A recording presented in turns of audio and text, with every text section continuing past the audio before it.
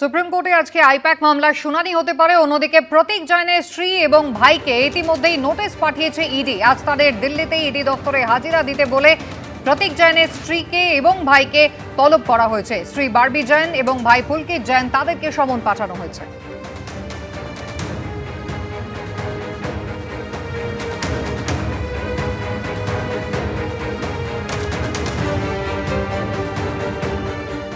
দিল্লি থেকে আইপ্যাকের অন্যতম ডিরেক্টর বিনেশ চান্ডিলকে গ্রেফতার করা হয়েছে। দিল্লি পুলিশের করা অন্য একটি মামলা, অন্য একটি এফআইআর, তার প্রেক্ষিতেই এই গ্রেফতারি।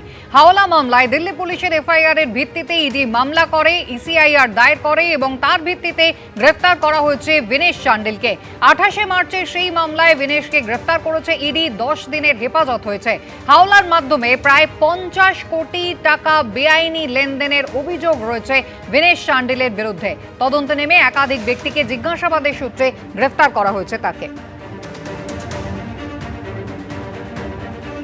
When an accused is arrested at 7:45 in the evening, you have 24 hours to produce him in the court. Where was the need to take an accused at midnight in an odd hour? This person is the director of a company called IPAC. The involvement of this company came for the first time on 8th of January 2026 when their offices were raided in West Bengal. And the case which was being investigated by Enforcement Directorate at that point of time is a case with regard to coal scam, which is of 2020, about 6 years back. So those cases have already been investigated, charge sheets have been filed, prosecution complaints have been filed by the Enforcement Directorate. Still the Enforcement Directorate used that case to conduct the search, although IPAC had nothing to do with those cases, with those allegations. আইপ্যাকের director এবং সহ প্রতিষ্ঠাতা বিনেশ চান্ডিল, তাকে গত পরশুদিন গ্রেফতার করে ED, যার 10 দিনের পুলিশ ইডি হেফাজত হয়েছে। আপনারা জানেন আইপ্যাকের অন্যতম প্রতিষ্ঠাতা ডিরেক্টরকে গ্রেফতার করে ইডির পক্ষ থেকে কি দাবি করা হয়েছে। 2রা এপ্রিল আইপ্যাকের বিভিন্ন ঠিকানায় কেন্দ্রীয় এজেন্সি তল্লাশি চালায়, যেখানে নানা রকম গুরুত্বপূর্ণ তথ্য তারা পান, এমনটাই ইডি সূত্রে দাবি করা হয়েছে। রামসেতু ইনফ্রাস্ট্রাকচার নামে একটি সংস্থা থেকে 13.5 কোটি টাকা ঋণ পায় এই আইপ্যাক। কোনো শর্ত, কোনো সুদ ছাড়াই এই 13.5 কোটি টাকা দেওয়া হয় আইপ্যাককে। কিভাবে টাকা শোধ করা হবে তার কোনো শর্ত ছাড়াই এত টাকা ঋণ দেওয়া হয়েছিল। এভাবে হাওয়ালার মাধ্যমে কালো টাকা সাদা করার ছক কষা হয়েছিল বলে ইডি সূত্রে দাবি করা হয়েছে।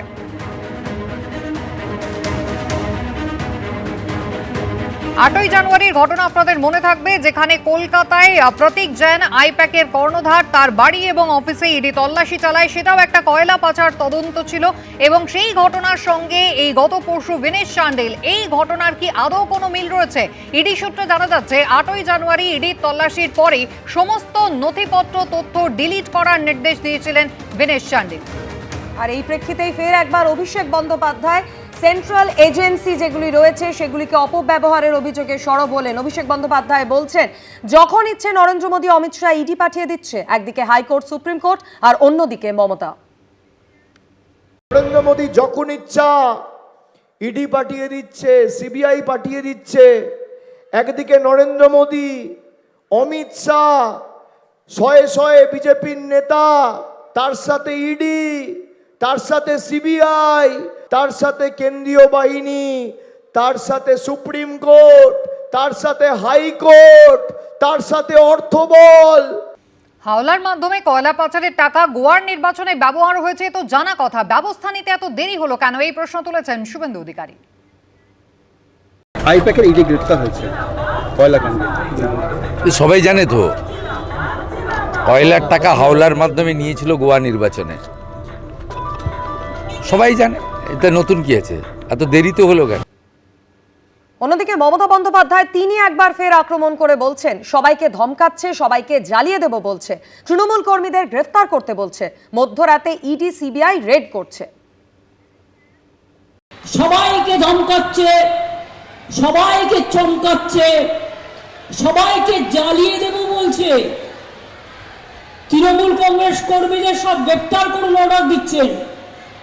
মধ্যরাতে ইডি রেড করছে, সিবিআই রেড করছে, বলছে এজেন্টদের গ্রেফতার করুন। এতই সস্তা, একজনকে গ্রেফতার করবেন 1000 জন বেরোবে। 1000 জনকে গ্রেপ্তার করবেন, লক্ষ জন বেরোবে, লক্ষ জনকে বেরোবে গ্রেপ্তার করবেন, কোটি জনকে বেরোবে। বুথের এজেন্ট যখন ঠিক করে রাখবেন, একটা করে মহিলার নামও রাখবেন। আইপ্যাকের ডিরেক্টরের গ্রেফতারি প্রসঙ্গে কি বললেন কেন্দ্রীয় স্বরাষ্ট্রমন্ত্রী অমিত শাহ, দেখুন। ये बंगाल में से भ्रष्टाचार बंद करना है या नहीं करना है, ये दीदी कर सकती है, भाईपो कर सकता है क्या? भाइयों बहनों, उन्होंने घोटाले करने में कोई कसर नहीं छोड़ी। ये समझते हैं कि घोटाले कर कर बच जाएंगे। ममता दीदी 5 तारीख आने दो, घोटाला करने वाले को जेल की सलाखों के पीछे डाल दिया। সিপিএম এর কেন্দ্রীয় কমিটির সদস্য সুজন চক্রবর্তীর এই নিয়ে কি প্রতিক্রিয়া রাখবো আপনাদের সামনে। আইপ্যাককে ধরলো আর লিপসান বাউন্সের কর্তাকে ধরলো না কেন? সেই লিস্টে যেমন আইপ্যাক কর্তার নাম আছে, সেই লিস্টে কিন্তু তেমন একই রকম ভাবে তৃণমূলের নেতারও নাম আছে, লিপসান বাউন্স। তার কি হবে? এটা না বোঝার কোনো কারণ নেই। বিজেপি তৃণমূলকে বাঁচিয়ে লড়াই আরো ভাব দেখাতে চায়। এবিপি আনন্দ, এগিয়ে থাকে, এগিয়ে রাখে।